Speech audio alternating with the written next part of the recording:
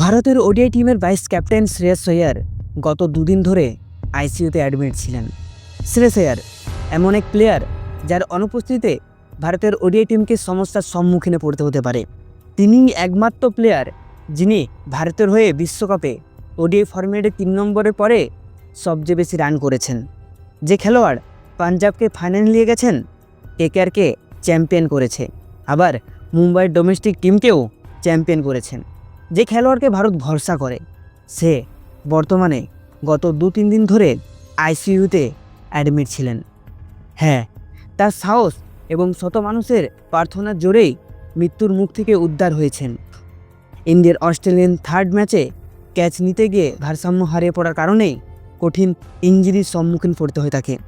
প্রথমে তার আঘাতকে তেমন গুরুতর মনে না হলেও ড্রেসিং রুমে গিয়ে শ্রেয়স আইয়ার জ্ঞান হারিয়ে ফেলেন। তৎক্ষণাৎ বিসিসিআইয়ের মেডিকেল টিম সিডনির হাসপাতালে তাকে নিয়ে যাওয়া হয়। সেখানে শ্রেয়সকে আইসিইউতে ভর্তি করে নেয়।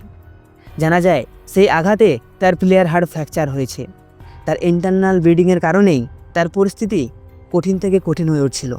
তবে সরাসরি খবর বা ছবি না পাওয়া গেলেও জানা যায় এখন শ্রেয়স আইয়ার সুস্থতার পথে রয়েছে। এমনকি সূর্যকুমার যাদব শ্রেয়সের সুস্থতা নিয়ে যা বললেন। को इंजरी हुई है तो मैंने पहले उसको ही फ़ोन किया, बट अभी 2 दिन से बात हो रही है।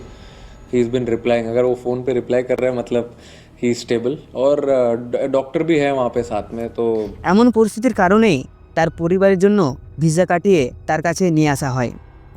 শ্রেয়সের পরিবারের মানুষসহ তার বন্ধু, বিসিসিআইয়ের মেডিকেল টিমের কিছু সদস্য তার কাছে জুড়েছিলেন শ্রেয়স আইয়ারকে সুস্থ করতে আর তার মনোবল বাড়াতে। এখন ভারতের সবচেয়ে বড় সমস্যার কারণ হলো 4 নম্বরে কে আইয়ারের মতো মিডল ওভার বিশ্বাসদায়ক ব্যাটসম্যান হবে ভারতের জন্য। তার কাঁধে কাঁধ মিলিয়ে কোন প্লেয়ার শ্রেয়সকে রিপ্লেসমেন্ট করবে।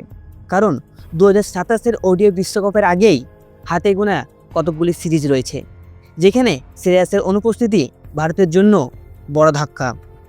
হার্সি রানার বলে অ্যালেক্স ক্যারির ব্যাট থেকে উপরে ওঠা বল পেছন দিক থেকে দুর্দান্ত ক্যাচ নিতে গিয়ে ইঞ্জুরির সম্মুখীন হতে হয় তাকে।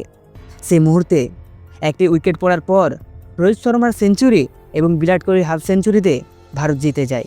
আর সেই খুশিতে গোটা ভারত ইঞ্জুরিপ্রাপ্ত শ্রেয়স আইয়ারের পরিস্থিতির কথা সামনেই আসে না। আর যখন আসে তখন জানা যায় তিনি আইসিইউতে অ্যাডমিট আছেন। তখন গোটা ভারত তার সুস্থতা নিয়ে প্রার্থনা জানায়। এখন তিনি ভালো আছেন। যেখানে রোহিত এবং বিরাটের কেরিয়ার ফিকে চলছে, সেখানে তিনি ভারতের জন্য আরও গুরুত্বপূর্ণ হয়ে ওঠেন। গত কয়েক বছরে তার পারফরমেন্স ওডিআই ফরম্যাটে দুর্দান্ত। আশা করি তিনি আরও সুস্থ হয়ে উঠুক, আবার খেলার মাঠে গিয়ে আমরা তাকে আবার দেখতে পাই।